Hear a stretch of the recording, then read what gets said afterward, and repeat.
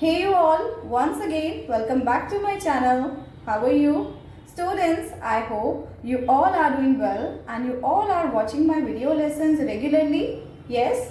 So students, let's begin with our today's video lesson. But before beginning with the video lesson, you have to do three things for me. You have to like the video, you have to subscribe to my channel, and you have to share my video lessons with your friends and classmates. Alright, so let's get started.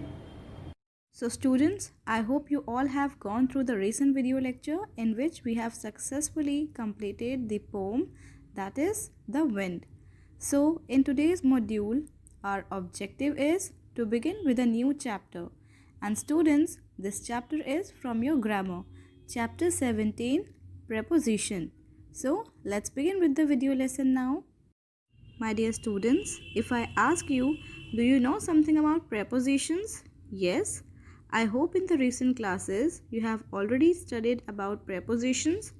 Do you know the meaning of the term preposition? Or do you know what is the basic difference in prepositions and conjunctions? Because most of the time students think that it is confusing for them to understand adverbs, prepositions and conjunctions. So students, here I would like to tell you that there is a difference between conjunctions and prepositions. I hope you all know this basic difference. Yes? So what is a conjunction? A conjunction is a word which is used to join two sentences, two words or two phrases together, right? Whereas what is a preposition? See, a preposition is a word which is used before a noun or a pronoun, right? To show its relationship with another part of speech. So basically, this word is used before a noun or a pronoun so that you can show the relationship with other part of speech such as verb, adjective, adverb or another noun or pronoun. Okay, so now after learning the definition, we will be moving towards the kinds of prepositions. Okay, students, so let's have a look on different kinds of prepositions. Number one which we have is preposition of time. So students, what do we mean by preposition of time? See, it denotes the relationship between a noun or a pronoun and some other words in a sentence in terms of time. So whenever you have to refer to time, that time you will be using preposition of time. For example, we can say our class starts at 8 o'clock. So can you see here at is denoting as a preposition of time, right? Example 2. Their interview will be on 5th of next month. So here this on is preposition of time, right? Now let's see this third example. We will finish this chapter by the end of this week. So here this by is used as a preposition of time. So students, we have various prepositions of time like at, on, in, during, by, within, etc. So there are many other prepositions. Now we will move to second kind of preposition. Okay. So students, the next one which we have is prepositions for place. So why do we use them? These prepositions refer to different types of places. For example, in. So why do we use in? See, for places with some boundary. For example, there is a prayer meeting in the hall. So right now you are talking about inside, okay, in the hall. Then you are talking about a place, right? Let us meet in the library. So you will be meeting inside the library. Then next one is on. In prepositions for place, the next one is on. On we use basically for the surface of something. For example, we can say keep the book on the table. So students, whenever you are using on, you are talking about the surface, okay, the surface level where you are keeping the book.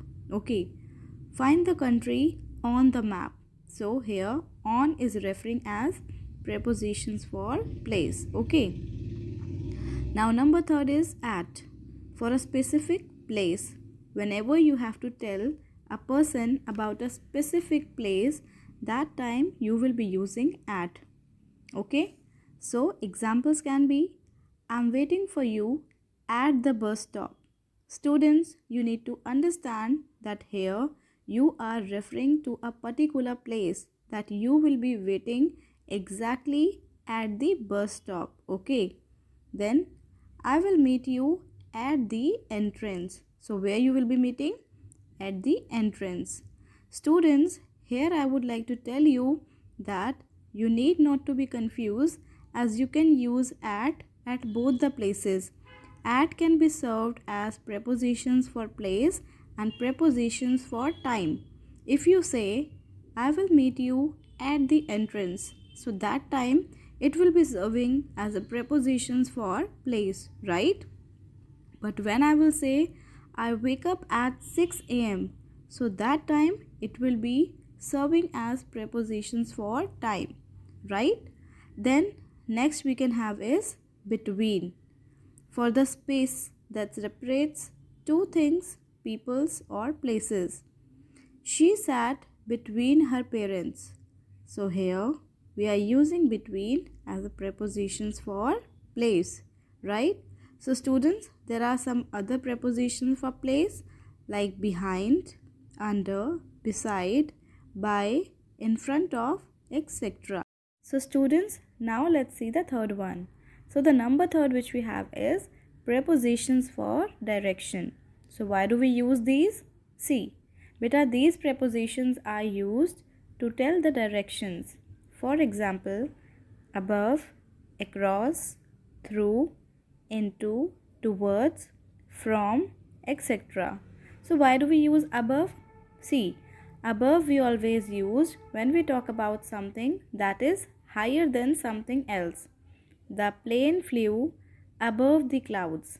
Okay, so plane is flying above the clouds. So we have used here prepositions for direction above.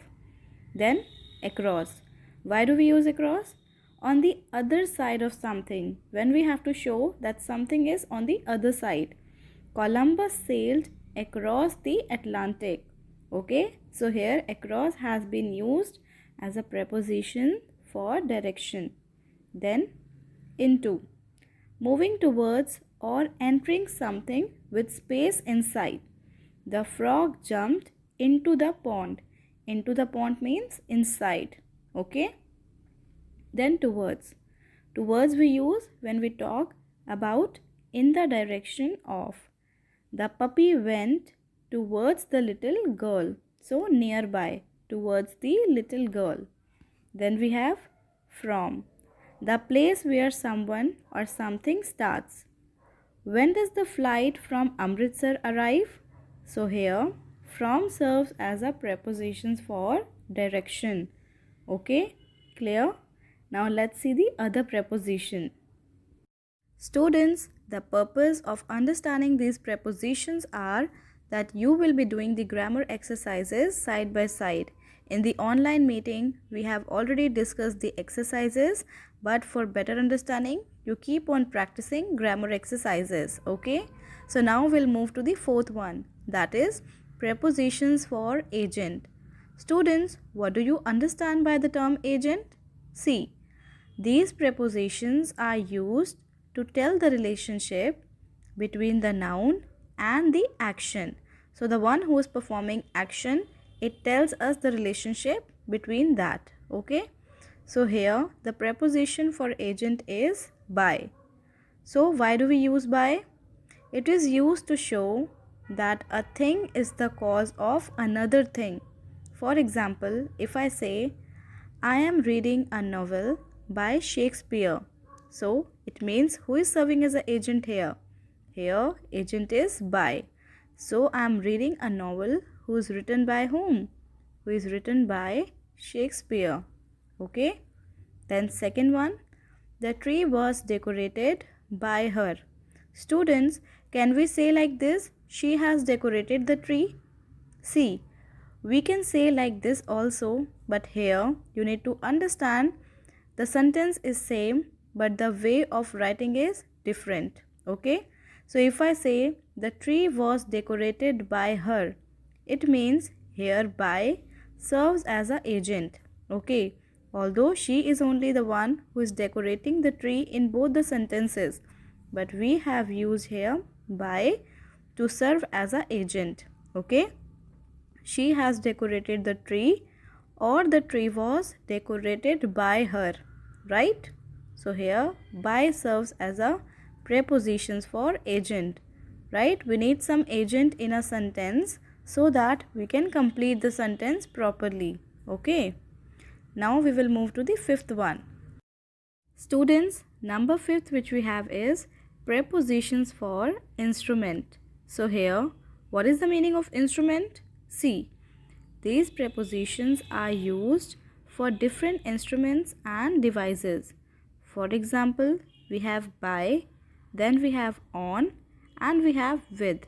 So students, why do we use by? See, by we use for traveling. For example, she went by car. Okay, then next one. The second preposition of instrument is on, to show use of machines. So if I say, may I finish my work on your computer? So here this on serves as a prepositions for instrument. Okay. So number third which we have is with.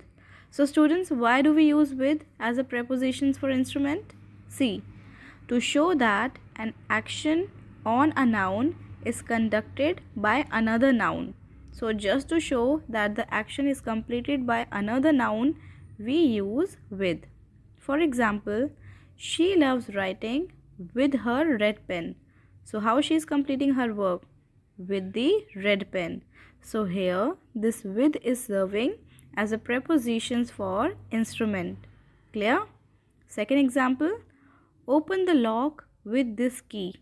So here again this with is also serving as prepositions for instrument. So students, based on this explanation, you have some grammar exercises on page number 122 and 123.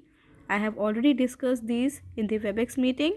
So I hope you will complete this much work in the grammar book so that whenever we will meet in the online class, you will be ready till this much work, right? So students, that's it for today's class. I hope you have understood the content well. So now I'll meet you all in the next video lesson. Till then, you take care of yourselves and you keep on completing your work. And yes students, before going, make sure you hit the like button, you subscribe to my channel, and you share my video lessons with your friends and classmates. Alright? Goodbye. Take care.